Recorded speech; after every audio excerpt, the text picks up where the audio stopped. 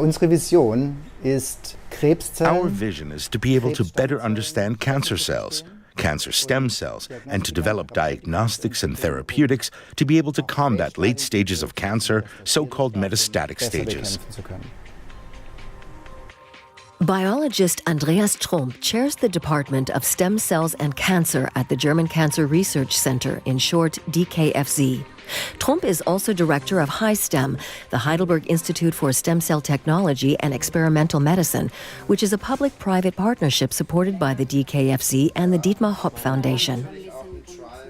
Trump's goal is to better understand cancer and metastatic diseases, in particular to identify possible vulnerabilities one could target for effective therapy. Trumpp and his team have focused on cancer stem cells, mutated cells which in cancer multiply at a high rate and form tumors. The mechanism of tumor formation is similar to that of tissue formation through normal stem cells in healthy organs. Each stem cell can create billions of new cells.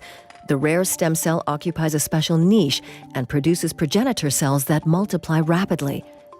These then develop into specialized cells that play their respective roles in our organs and tissues. When stem cells are altered by genetic mutations, highly dangerous cancer stem cells can form. These produce rapidly growing cancer precursor cells, which then create a new tumor. Cancer stem cells are resistant to many different forms of therapy. Individual surviving cancer stem cells have the capacity to have a tumor reemerge, despite an initially successful therapy. Trumpp and his team discovered that tumorigenic stem cells located in cancer-affected tissue remain in the body in a kind of dormancy and only divide infrequently. Sometimes, however, the cancer stem cells do divide and, in a second step, produce proliferating progenitor cells in vast quantities. These cells then grow in an explosive manner, forming a tumor. The cells are examined by FACS, a sorting device for individual cells.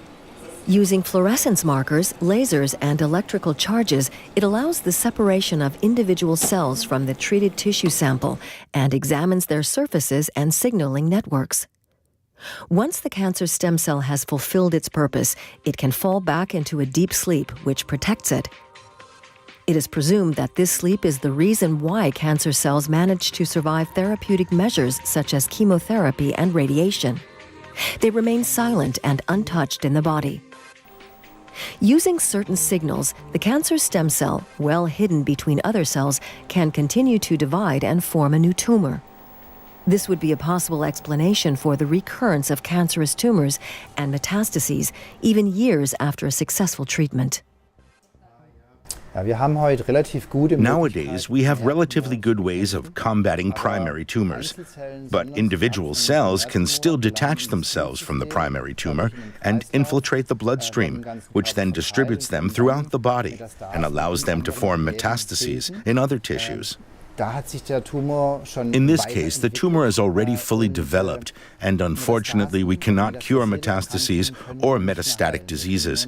We can only slow down the process, but we cannot fully cure the patient.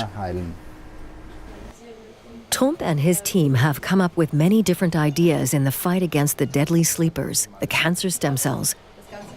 One of them is to awaken these cancer stem cells from their dormancy by using certain chemical messengers called cytokines. Once the cancer stem cells are awake and dividing, they are vulnerable to attack.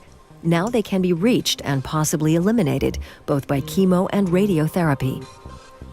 This would stop the dangerous cycle of cell renewal and cell differentiation during metastasis.